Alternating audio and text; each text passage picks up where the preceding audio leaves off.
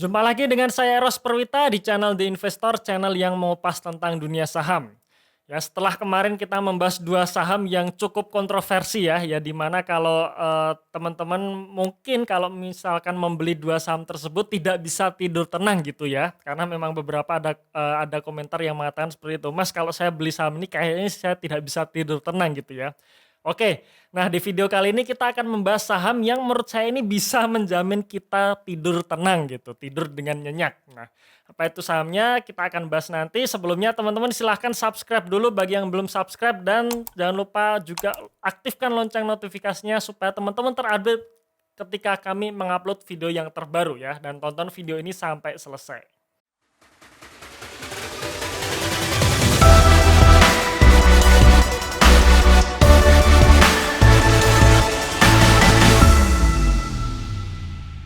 Oke ya, kenapa saya bisa katakan bahwa saham ini bisa menjamin kita tidur nyenyak ya, karena ya memang perusahaan ini bisa saya katakan perusahaan yang sangat sehat bahkan saat terjadi pandemi. Dan bahkan perusahaan ini saat pandemi pun malah buka mall baru ya. Jadi ini kebetulan saham properti ya. Sebelum kita membahasnya, kami sampaikan lagi ya, kami membagikan 5 tools analisa saham secara gratis ya. Teman-teman bisa download di theinvestor.id atau klik linknya di deskripsi di video ini.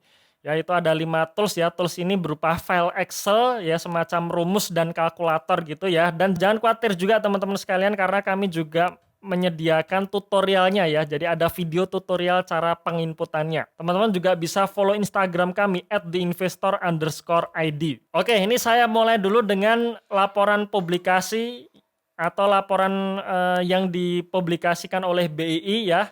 Di sini dikatakan ya, dengan hormat, dengan ini kami untuk dan atas nama perusahaan menyampaikan laporan informasi atau fakta material sebagai berikut. Ya, ini tanggal 25 November 2020. Jenis aset yang dibeli, Pusat Perbelanjaan Hartono Mall Yogyakarta dan Hotel Marriott Yogyakarta.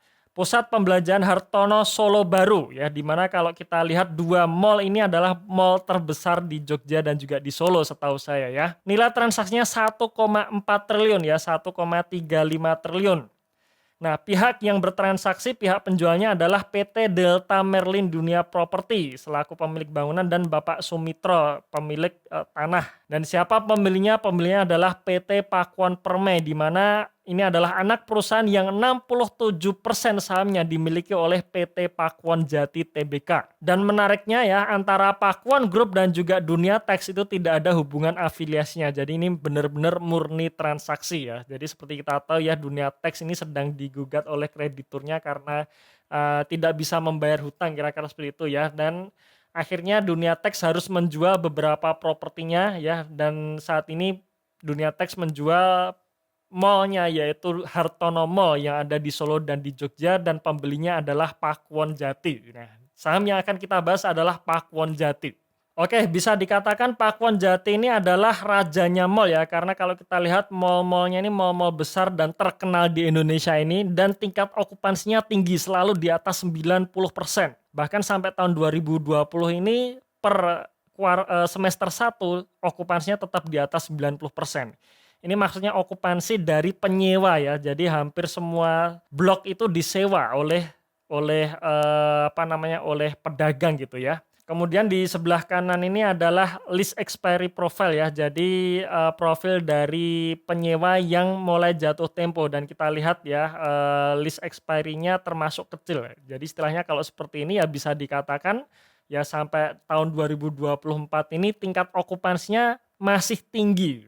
Kemudian ini adalah segmen bisnisnya. Ya, ini yang juga menarik ya, menarik perhatian saya ya, di mana kalau kita lihat ini sangat jarang, bahkan saya katakan ini terbaik di segmen properti. Ya, saham terbaik di segmen properti. Kenapa? Karena 58% pendapatnya dari recurring revenue ya. Recurring revenue itu apa? Artinya ini adalah pendapatan berulang ya, seperti sewa dan juga jasa. Dan ini 58% ya. Jadi ketika kita bicara mengenai bisnis properti ya, biasanya bisnis properti itu akan terkendala dengan yang namanya land bank ya, land bank atau cadangan tanah, apalagi kalau segmennya ini terbesar dari penjualan hunian dan penjualan tanah, maka land bank sangat penting. Nah, Pakuwon Jati menariknya adalah 58% pendapatannya saat ini dari pendapatan berulang ya. Jadi ketika Pakuan Jati ini membeli mall dan selama mall tersebut blok di dalamnya itu disewa oleh pedagang, ya maka si Pakuan Jati ini akan terus dapat duit dari sewa tersebut. Nah, ini yang menarik dari Pakuan Jati ya. Kemudian kalau kita lihat letak geografi pendapatan dari Pakuan Jati itu ada dua terbesar ya, yaitu Surabaya dan Jakarta. Nah, makanya dengan ditawarkannya Hartono Mall oleh Pakuan Jati itu sangat menarik ya, karena menambah portofolio geografi dari Pakuan Jati di mana sudah mulai masuk ke Jawa Tengah, kira-kira seperti itu, Jawa Tengah dan Jogja ya. Oke, sekarang kita langsung masuk ke laporan keuangannya di sisi laba rugi ya. Di sini kalau kita lihat di sini pendapatannya turun ya, turun 42% dari sebelumnya 5,2 triliun di tahun 2019 posisi September menjadi hanya 3 triliun ya, posisi September 2020. Kemudian laba bersihnya juga turun signifikan yaitu sebesar 72% ya, dari yang tadinya 2,1 triliun menjadi hanya 600 miliar. Nah, dari beban pengurangan ini ya, dari beban operasional ini yang menurut saya menarik perhatian adalah di sisi kerugian kurs ya, keuntungan atau kerugian kurs mata uang asing, di mana kalau kita lihat tahun 2019 kemarin Pakuan masih membukukan keuntungan kurs, sedangkan di tahun 2020 ini membukukan kerugian kurs yang ini juga nilainya sangat signifikan 200 miliar. Jadi katakanlah kalau kurs ini untung ya, atau katakanlah nol saja, maka laba bersihnya bisa naik sekitar 200 miliar menjadi 800 miliar gitu. Nah, sekarang kita coba lihat nih satu-satu ya, satu persatu. Pertama kita lihat dulu pendapatan bersihnya di notes nomor 25 ini. Nah, teman-teman bisa lihat di sini ya bahwa pendapatan bersih dari Pakuan Jati ini terbesar adalah jasa sewa dan sewa dan jasa pemeliharaan ya, sebesar 1,2 triliun sendiri. Ya, dibandingkan dengan total pendapatan 3 triliun. Ini adalah sewa ruangan ya, sewa mall tadi ya, jasa pemeliharaan, pendapatan apartemen servis ya, jasa pelayanan apartemen. Kemudian kalau kita lihat penjualan kondominium, pendapatan hotel, penjualan tanah dan bangunan tuh di kisaran 800 miliaran ya, 800, 100, 400 miliar. Kemudian di sini juga recurring income dari penagihan listrik, air, gas, pengelolaan parkir dan sebagainya ini 300 miliar. Jadi memang betul dari 3 triliun ini sebesar 58%-nya dari recurring income ya, pendapatan berulang dari sewa ruangan, jasa pemeliharaan, penagihan listrik, air dan sebagainya. Nah, ini yang menjadi nilai tambah sendiri dari Pakuan Jati ya. Kemudian kita soroti lagi yang kedua mengenai kerugian kurs ya. Kita lihat di di notes nomor 37, kerugian kursnya itu sebenarnya dari mana sih? Nah, teman-teman bisa lihat di sini ya. Ternyata dari asset and liabilities Pawon yang dalam bentuk mata uang asing ya. Dimana kalau kita lihat sebenarnya terbesar itu adalah di posisi utang obligasinya yang sebesar 250 juta dolar. Jadi 250 juta dolar di tahun 2019 kemarin itu setara dengan 3,4 triliun, sedangkan di tahun 2020 ini setara dengan 3,7 triliun. Jadi angkanya sama tapi dalam rupiah berbeda gitu. Kenapa? Karena ya kursnya berbeda ya, di tahun 2020 ini kurs dolarnya naik.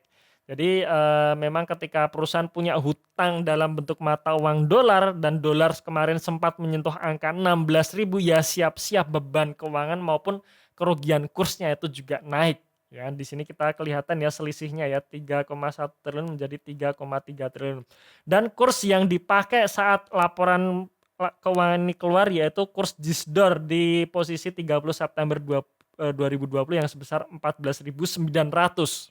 Sedangkan kita bandingkan dengan bulan Desember ini ya, di mana bulan Desember ini kurs dolar sudah menyentuh angka di 14.100 ya. Nah, makanya bisa jadi laporan keuangan full year tahun 2020 ini harusnya bisa menaikkan angka laba bersih dari Pakuan Jati ini. Kemudian kita juga lihat nih laporan arus kas dari Pakuan Jati ya, karena kalau kita lihat tadi ya sebenarnya di sisi kerugian kurs ini kalau kita lihat kan ini penilaian dari sisi liabilitasnya ya, aset dan liabilitas.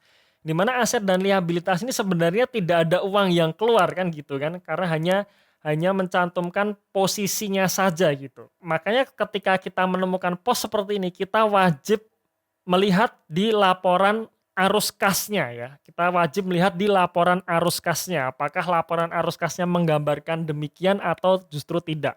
Nah, Kita lihat nih laporan arus kas dari Pakuan Jadi dan ternyata laporan arus kasnya itu juga bagus banget menurut saya, di mana kas bersihnya ini masih membukukan surplus 800 miliar. Kas bersih yang diperoleh dari aktivitas operasional 800 miliar, kemudian pengeluaran untuk investasi 400 miliar dan aktivitas pendanaannya sebesar 900 miliar. Nah, teman-teman bisa lihat di sini ya. Aktivitas operasional masih surplus, artinya perusahaan tidak perlu menambah hutang. Biasanya kalau tahun 2020 ini ketika perusahaan merugi ya, biasanya arus kasnya ini juga akan negatif dan ketika negatif biasanya akan nambah hutang karena ya memang untuk nambah operasionalnya pakai hutang seperti itu. Bahkan perusahaan Pakuan Jati ini tetap bisa berinvestasi ya, mengeluarkan 400 miliar dan bahkan di tahun 2020 saat kondisi sedang susah, perusahaan justru bisa membayar hutang. Ini luar biasa sekali menurut saya ya. Membayar hutang 700 miliar sehingga netnya itu masih sebesar 3,8 triliun ya. Jadi kalau kita lihat posisi kasnya ini juga besar 3,8 triliun rupiah. Nah, sekarang kita lihat historis pendapatan maupun laba bersih dari Pakuan Jati. Pendapatan maupun laba bersih secara jangka panjang sebenarnya naik nih ya. Dari tahun 2013 ke 2019 selalu mengalami kenaikan. Termasuk juga laba bersihnya dari tahun 2013 ke 2019 selalu mengalami kenaikan ya. Memang di tahun 2014 ini ada yang janggal, naiknya tinggi banget. Mungkin ini ada penjualan aset ya, karena di tahun berikutnya langsung turun lagi, kira-kira seperti itu. Cuman saya memang belum ngecek ya, di tahun 2014 ini Pakuan Jatim melakukan aksi korporasi apa, ya. Cuman ini saya lihat di storiesnya aja karena sudah terlalu lama tuh 2014 gitu kan. Tapi secara jangka panjang selalu naik. Tahun 2020 memang turun ya, dan ini memang wajar. Hampir semua perusahaan, terutama perusahaan yang terkena dampak dari COVID-19 ini membukukan penurunan laba bersih di tahun 2020 ini. Sekarang kita lihat kesehatan dari perusahaan ya, kita lihat neracanya ini, asetnya.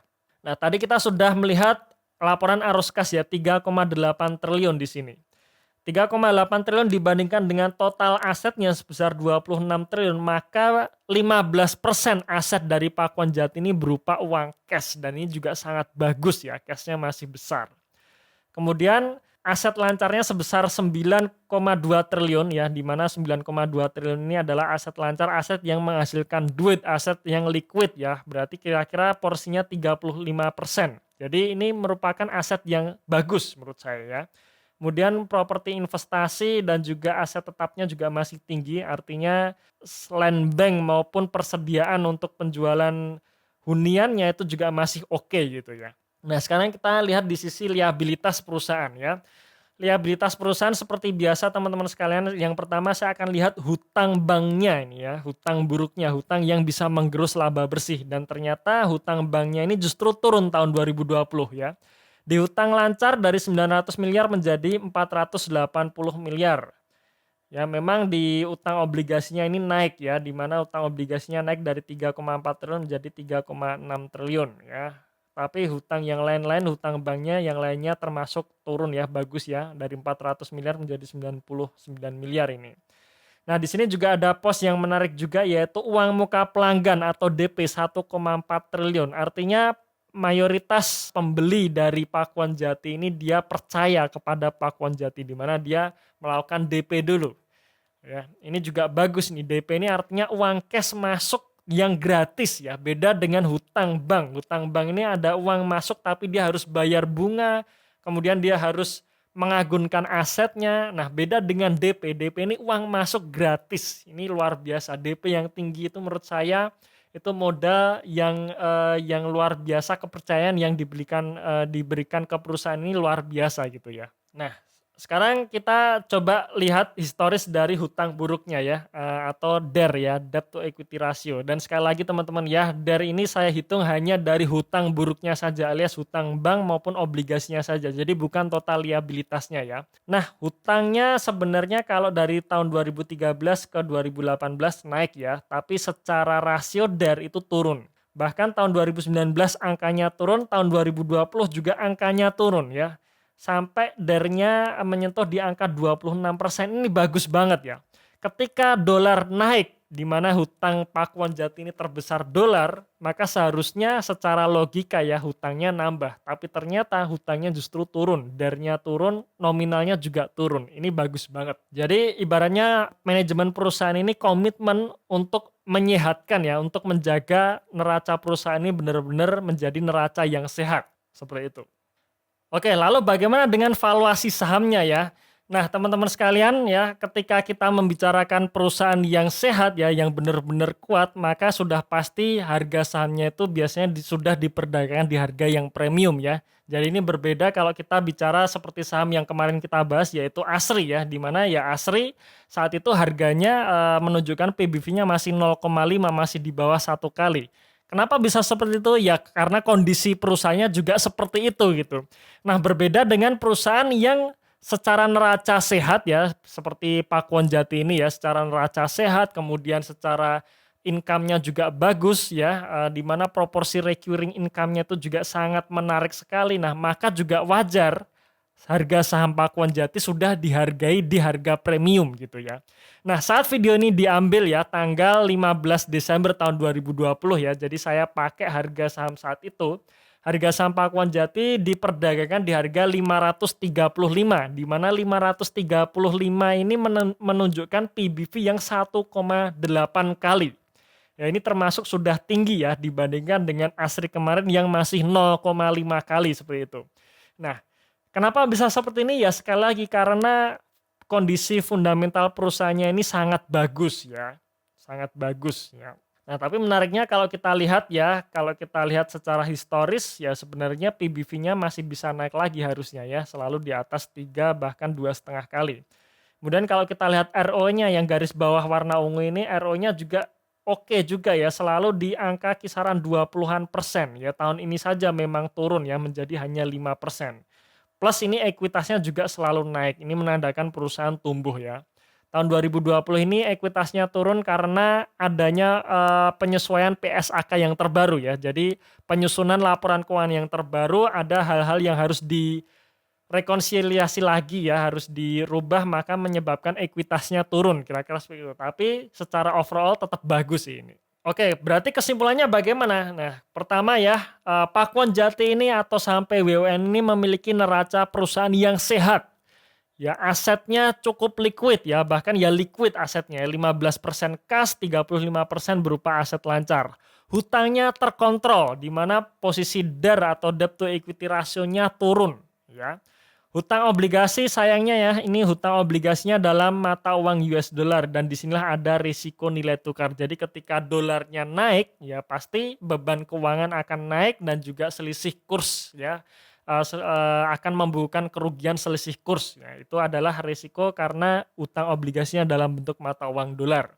Tapi selain dari itu neracanya sangat sehat, bisa saya katakan sangat sehat. Kemudian yang kedua adalah termasuk sustainable growth income company, di mana perusahaan ini memiliki recurring income antara 50-60%. Ini sangat luar biasa.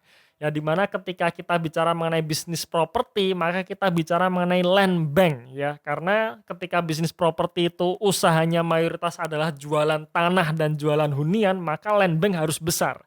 Nah, sedangkan Pakuan Jati ini recurring income atau pendapatan berulangnya itu separuhnya sendiri. Jadi ibaratnya resiko ketika land banknya makin menipis ya perusahaan tetap bisa menghasilkan income yang besar. Ya ini menariknya apalagi ditambah dengan akuisisi Hartono Mall di Jogja dan Solo ini ya akan menambah recurring income dari Pakuan Jati ini sendiri gitu.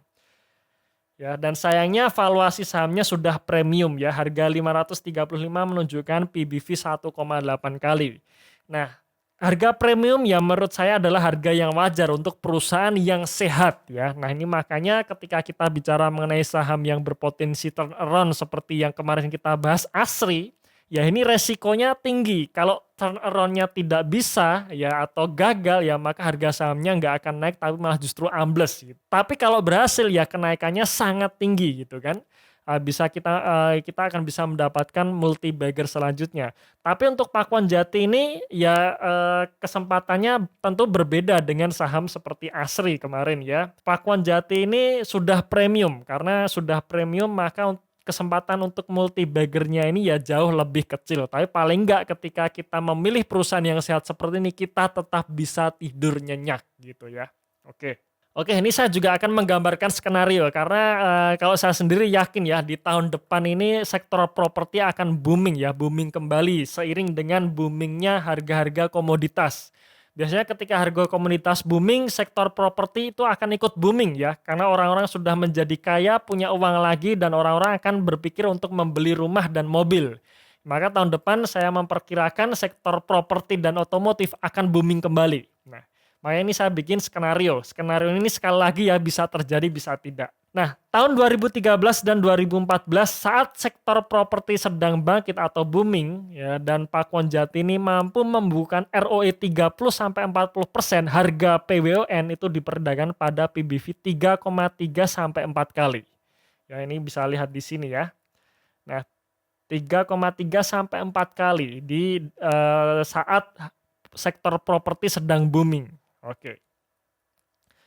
Kemudian di tahun 2015 sampai 2019 sektor properti lesu ya, karena tahun 2015 kemarin itu ada krisis keuangan ya, di mana ada fenomena tapering off membuat sektor properti lesu ya. Jadi sektor komoditas juga ikut lesu, sebenarnya sempat naik tapi kemudian turun. ROE PWN menurun dan PBV pun juga menurun. Tahun 2019 PWN ditutup di harga 570 yang menandakan PBV 1,8 kali ya. Dan sebenarnya PBV 1,8 kali ini adalah PBV terendah sejak tahun 2013. Menariknya ini ya. Nah, jika di tahun 2021 perusahaan bisa mencetak laba dengan kenaikan di atas 100% ya. Ya, jadi ini didukung juga dengan akuisisi Hartono Mall yang menambah recurring income, kemudian permintaan properti mulai naik kembali, intinya sektor properti booming kembali dan laba Pakuan Jati bisa naik di atas 100%, ya maka sih saya sih optimis ya bahwa Pakuan Jati ini harga sahamnya akan naik di target pertama yaitu di 2,5 kali PBV saat ini ya, atau alias harganya bisa menyentuh 750 ya.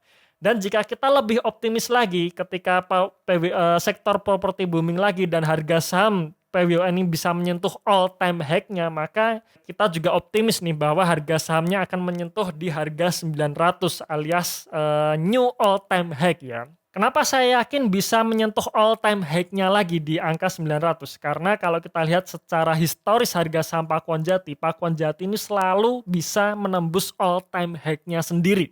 Ya, dimana kalau kita lihat all time high terakhir ya Pakuan Jati itu tahun 2019 kemarin yang menyentuh angka 850 di sini ya. Dan secara jangka panjang ya harga Pakuan Jati ini setelah turun selalu naiknya lebih kenceng lagi ini ya.